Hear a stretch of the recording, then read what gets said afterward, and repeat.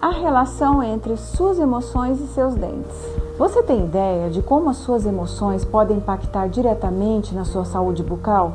E esse vai ser o nosso assunto de hoje no Comunica na TV. Estresse, ansiedade e outras emoções intensas causam principalmente o bruxismo e outras patologias. Quem nunca acordou com a sensação de ter os dentes doloridos, a mandíbula travada após um período de estresse? Essa sensação pode ser o bruxismo, que é uma tensão muscular, o apertamento, o ranger dos dentes.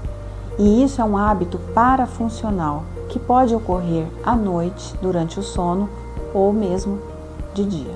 Sabe a consequência do bruxismo? É o desgaste dos dentes, dores musculares, dores articulares e até dores de cabeça. Como podemos controlar as nossas emoções e proteger a nossa saúde bucal? Com dispositivos intraorais, com placas oclusais, com técnicas de relaxamento e também terapias neural e psicológica. Cuide da sua saúde emocional e busque maneiras de gerenciar as suas emoções para cuidar da sua boca e do seu corpo.